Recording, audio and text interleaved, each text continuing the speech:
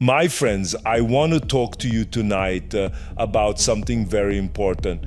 People think success comes only from struggle. They think it comes from pushing harder, working longer, fighting every obstacle. And don't get me wrong, I believe in hard work.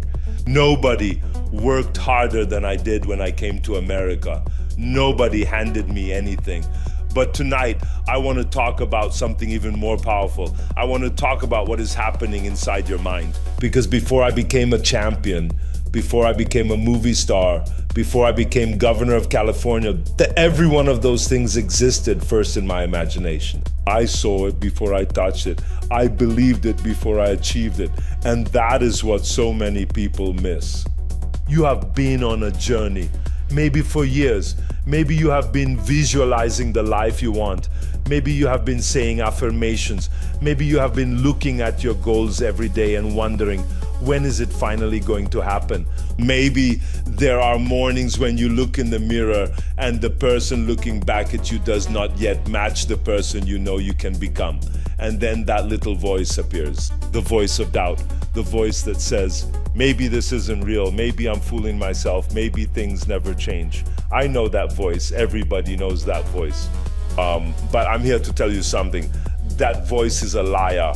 The world tells you that you get what you work for, but there is a deeper truth. You become what you assume yourself to be.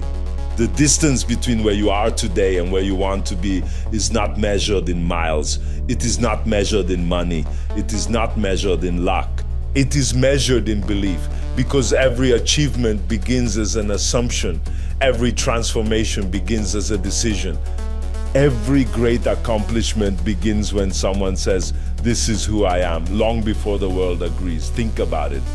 If your inner conversation is always telling you that you're stuck, then your world will continue to reflect that. If your inner conversation says you're not worthy, opportunities seem to disappear.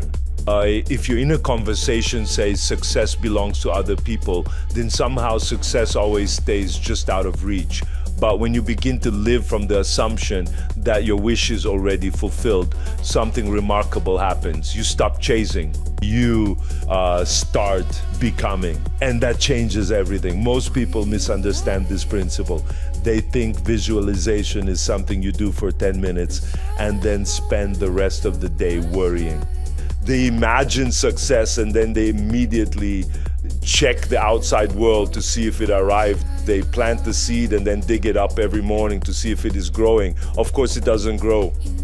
You have to trust the process. You have to hold the state.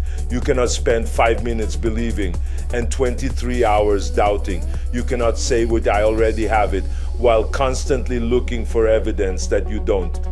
The moment you begin monitoring reality for proof, you leave the state of having and return to the state of wanting, and the world faithfully reflects whatever state you occupy. This is why so many people come so close and then stop. They understand the principle. They feel the excitement. They see the vision. But then they begin waiting, and waiting becomes doubting, and doubting becomes returning to the old self. Let's talk about that guy for a moment. The old self is not who you are. The old self is just a collection of old beliefs, old assumptions, old stories. Maybe for years you've carried around the idea that you're not good enough. Maybe you've believed your past mistakes define your future. Maybe you've convinced yourself that other people are lucky and you're not. But those are not facts. They're habits. They're mental habits. And habits can change. You don't need to fight the old self. You don't need to hate the old self. You simply outgrow him. Just like you outgrow old clothes. Just like you outgrow an old apartment. Just like you outgrow a version of yourself that no longer serves you.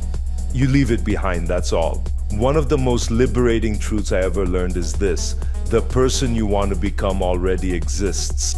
The healthy version of you exists. The confident version of you exists. The fulfilled version of you exists. Your job is not to create that person from scratch. Your job is to become identified with that person, to think from that state, to feel from that state, to live from that state.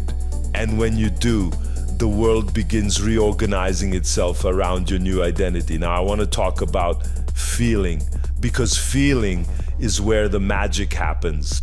Not emotional excitement, not jumping up and down, not pretending. I mean the quiet certainty that comes when something is already yours. Think about the feeling you get when good news arrives, when the call finally comes, when the opportunity opens, when the victory is secured.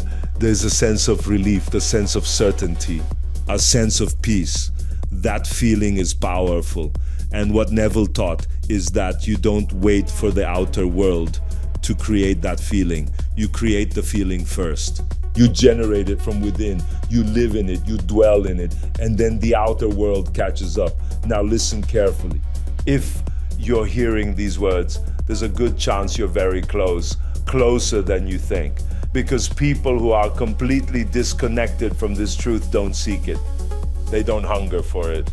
The desire itself is evidence. The vision itself is evidence. The fact that you can imagine a greater life means there is already something within you calling you toward it. But here's what happens when you're close.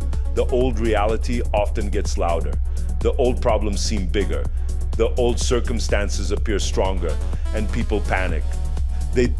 You think they're moving backward, but sometimes what you're seeing is simply the last echo of an old state, the last performance of an old assumption, the last appearance of a reality that is already losing its power. Don't be fooled by it. Keep going. Hold the vision, hold the feeling, hold the assumption.